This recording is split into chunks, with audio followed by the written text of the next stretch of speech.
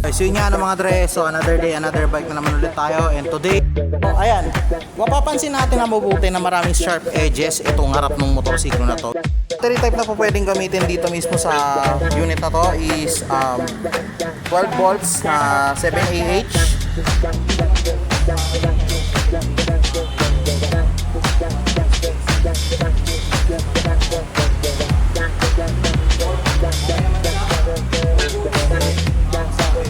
So yun nga mga dre, so another day, another bike na naman ulit tayo. And today, we were discussing yung bagong unit ni Rusi dito sa scooter type nila, which is yung kanilang Quest 125. Pero syempre, bago natin umpisahan tong video na to, lagi nating sinasabi, before tayo mag-start, intro muna tayo.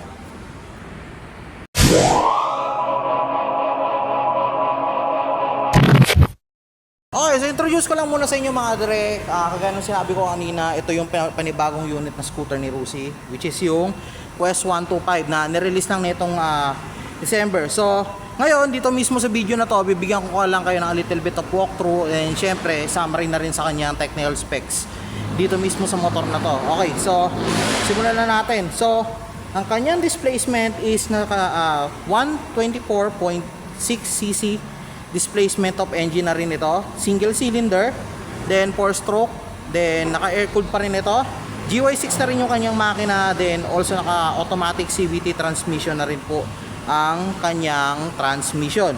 So meron na tong 2 valves, then also ang fuel system pa lang din ito is naka carburetor type pa rin. Meron na tong compression ratio na 9.2:1, then also ang ignition system nito is naka CDI pa rin. Yan, meron na tong max output na 5.6 kW at 7,500 RPM. Then also meron na tong max torque na 7.2 Nm at 6,000 RPM. So yun, binigyan ko na kayo ng kabuuang summary dun mismo sa technical specs ng motorsiklo na to. By the way, simulan na rin natin ikutin tong bagong unit nila na to ng mabilisan lang. So, start na tayo. Kasi, first observation ko dito mismo sa bike na to, something it looks like familiar na rin sa akin kung totoosin. Pero, sa natatandaan ko lang, to be specific, kapareho to ng last unit nila before, which is yung tinatawag natin na Gala 125. So, halos may pagkakapareho sila ng itsura, pero meron lang pinagkaiba ng konti in terms of features dito mismo sa motorsiklo na to. So, ngayon, pansin na natin yung bandang harap. Lapit lang natin ng konti. Ayan. So, ayan. Mapapansin natin na mabuti na maraming sharp edges itong harap ng motorsiklo na to, which is, ayan, nagpadagdag palalo sa kanyang ganda na bumabagay din mismo sa color nito na matte black na typically meron dito sa motorsiklo na to. And at the same time, yung kanyang may pagka-striky na design or may pagka-stripe na concept na design nito, especially dito sa gilid na parang merong hati na 1.25 dito mismo sa may bandang harap, and especially yung dito mismo sa may bandang gilid ng kanyang leg cover. So kung yun ang mapapansin natin, bumabagay mismo yung kulay nito and also yung design nito, kumbaga nagkakaisa sila pareho. Then also, kung mapapansin natin mabuti na yung headlight nito is na pure LED na rin ang headlight nito, especially yung DRL niya dito sa may bandang gilid tsaka sa dito mismo sa tabi ng kanyang projector lights. So daytime running light dito mismo sa side na to, tapos naka projector lamp na rin dito sa pinakagitna ng kanyang motor. Pero may isa ritong ilaw or may isa ritong sa kanyang light system na nagbubukod tangi na naka bulb type, which is yung kanyang turning lights. So magkabilaan yan, left and right, pareho naka bulb type pa rin yung dalawang yan. So kung titingnan natin yung harap ng motorsiklo na to, ayan, so medyo may pagka-striky yung kanyang design in terms of front view, especially pag nakaganto nakaharap tapos naka-straight. Tayo dito mismo sa kanyang bandang baba, dito mismo sa lower portion ng kanyang front section. Ayan. So zoom na natin ng konti. So technically dito sa kanyang bandang front section, so in a typical place, So makikita natin dito mismo yung kanyang telescopic port, suspension, also yung dual piston caliper na ito sa harap, then also naka disc brake na rin po ito. And take note of this, naka commuter tire din ang gamit dito sa kanyang front wheel section, which is ang sukat ng kanyang gulong is 70 by 90 by 14 dito mismo sa harap. Wheel mags na rin ito obviously. Then also naka-tubeless na rin po yung kanyang gulong sa harapan at likod. So pinunahan ko na agad ng information about this one, syempre para at least mamaya pag ni-review natin yung bandang section dun sa likod is magkaroon din kayo ng idea about this one. So given naman lahat na ibigay na i-showcase lahat dito ni Rusi, lahat ang meron dito mismo sa kanyang front section. Then also tiwala tayo na kaya din makapagbigay nito ng magandang stopping power since ito ay naka disc brake na rin, and also naka dual piston caliper na rin ang gamit niya dito sa bandang harapan. So mapunta tayo ngayon sa gitna, rider section. Ayan, so kung papansinin natin yung kanyang front section mismo is composing siya ng, although meron ditong analog instrument panel. Then yung controls niya magkabila, left and right. Plus ayan, so simulan muna natin dito sa bandang taas na section dito mismo sa may rider side. So kung mapapansin natin, tachometer, then also yung odometer, tachometer with speedometer, odometer plus yung kanyang fuel gauge panel. So meron din ditong high beam and low beam indicator, naka-engrave na siya mismo dito sa kanyang panel. High beam and low beam indicator, then also yung kanyang left and turns signal light indicator din dito mismo sa bandang taas ng odometer. So medyo pagkamalabo lang dito sa part na to, pero makikita nyo rin yan kapag halimbawa na nag-check kayo ng unit na to mismo sa mismong Rusi outlet. So ayun, so simula tayo sa right side controls, which is ito, mga buttons dito including yung kill switch, headlight. Ayan, so meron dito tayo na para sa DRL, then also yung pinaka main headlight nya, electric start button, the usual. Then also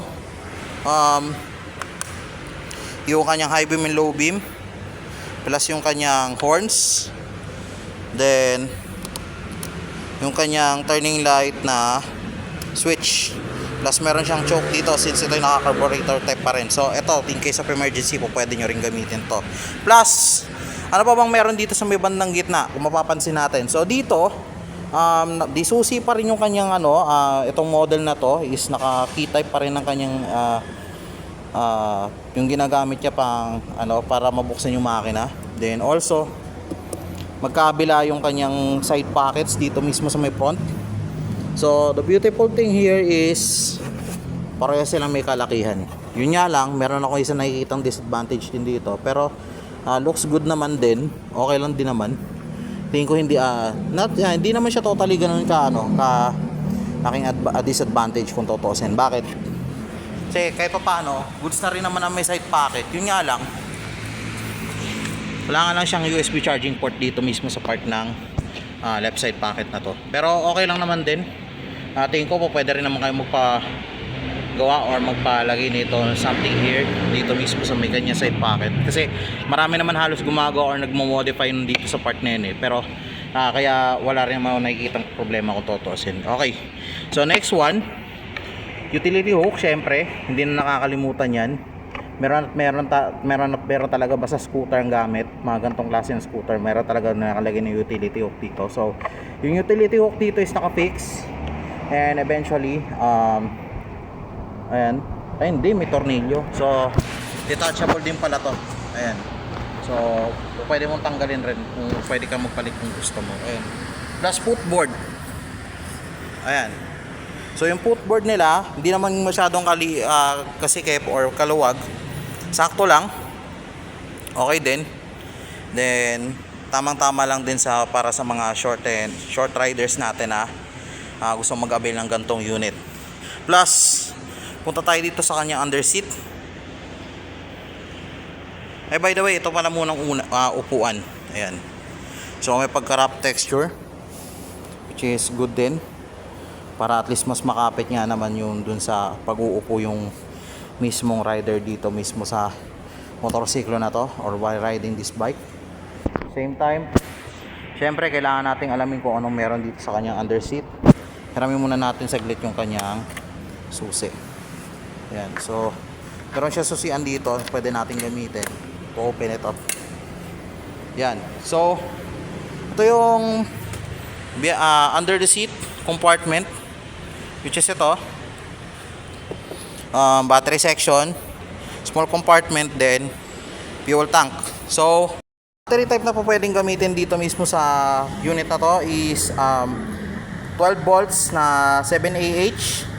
Then ang kanyang fuse naman is naka 15 amperes din.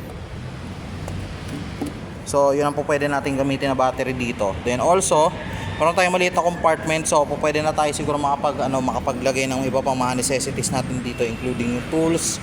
Then also pati na rin yung mga, siguro sabihin na rin natin, pagkasya na lang din natin yung kapote natin dito, so on and so forth. Basta marami din na po pwedeng mailagay din dito kung totosin. So ayun, hindi kakalimutan mismo yung kanilang fuel tank or yung gas tank nila dito, which is meron itong kabuuang capacity na 3 liters dito mismo sa fuel tank nila. So saktuan lang din yung kanyang kayang i-load dito mismo sa na to, sa mismong fuel tank na ito. So sa ngayon wala pa kasi ako mag-gather na data kung ilan yung kanyang fuel gas consumption, pero siguro try natin alamin mamaya kung meron tayong makukuha na data or information about doon. So ayun, so then also yung kanyang bandang dulo or dito mismo sa kanyang tail, pansin ko lang din to, sorry, may pagkamatulis din yung kanyang design. So ayan, mapapansin nyo naman, isa rin to sa nagpopogi din dito mismo sa motorsiklo na to.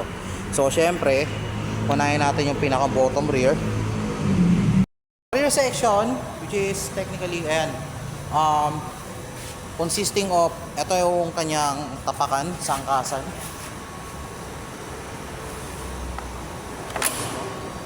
So very accessible na rin.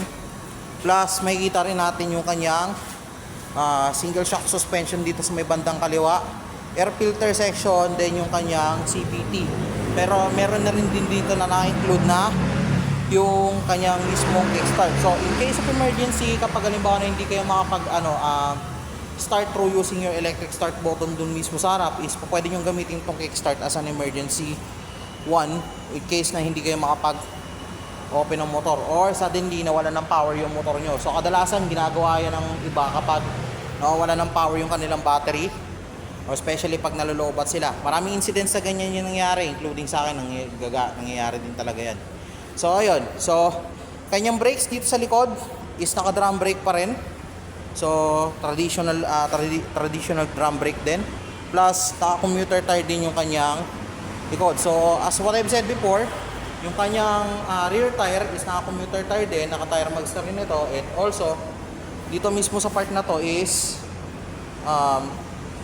naka tubeless na rin. So ang alamin na lang natin dito is yung sukat ng kanyang gulong dito mismo sa likod. So based on my own observation, ang sukat nitong rear tire na to is naka 80 by 90 by 14 yung kanyang tire size. Then the usual, katulad ng sinabi ko kanina, punta tayo dito sa may bandang gilid.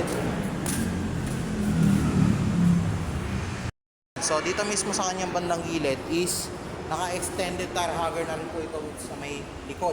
Plus naka-upright and sporty position na rin yung kanyang exhaust dito sa kanyang right side ng motorsiklo na to.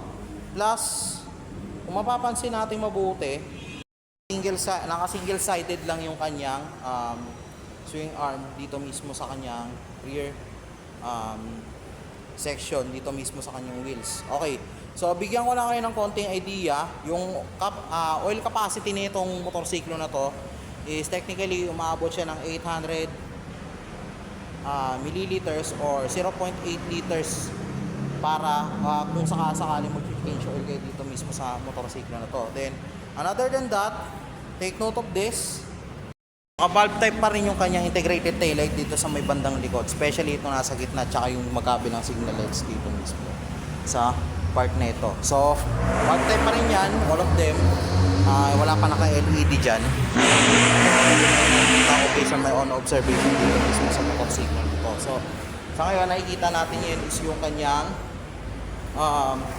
integrated taillight plus yung plate na yung kung saan po pwede ilagay yung plate number natin. Then medyo may kaiksiyan din yung kanyang fender, which is tamang-tama lang din naman din kung tutuusin sa kanyang design dito mismo sa Quest, na may pagkamatulis din kasi yung dulo nito. Ang disadvantage nga lang, actually hindi na nga disadvantage. Bakit? Simple lang, nakarekta na dito yung taillight nyo, makikita pa rin naman yung plate number. Yun nga lang talaga, wala lang talaga siyang plate light or yung plate na yung ilaw mismo sa plate number. So okay, so run tayo ng we will just try to siguro subukan muna natin sa Kento motor na to para malaman natin kung abot natin. So ano tayo, C-type test tayo.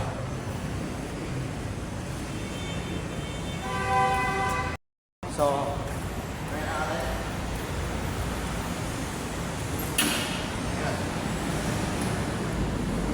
okay, flat footed, and at the same time, syempre super deep na ito na lang yung position ko dito sa part na to.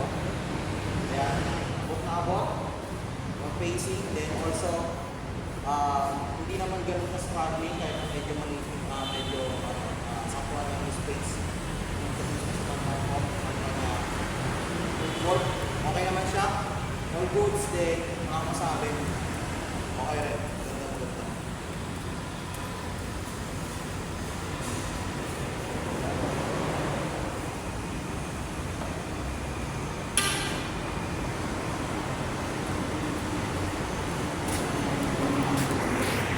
So, tapos na natin ikutin yung motor na to. Ngayon, alamin naman natin kung magkano ang presyo sa market ng bagong unit ni Rusi. So, definitely, Quest 125 SC, ang cash price nito or yung kanyang actual na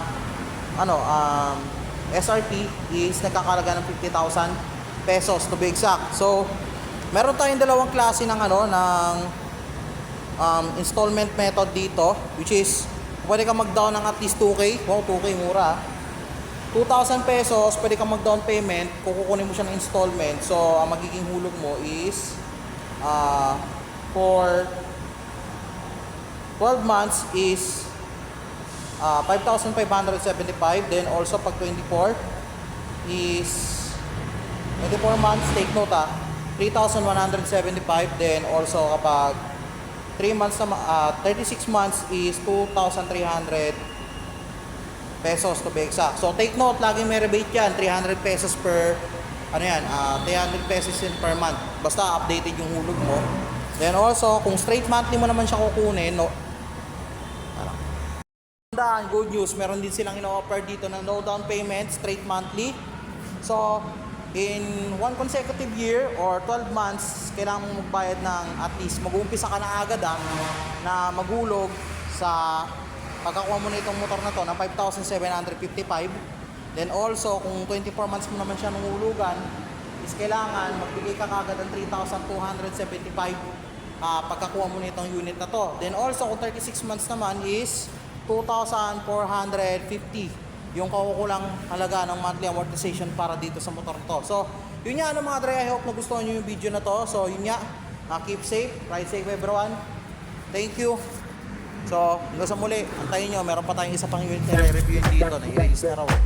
Sa antayin lang natin dumating. So, yun nga, Jobs out.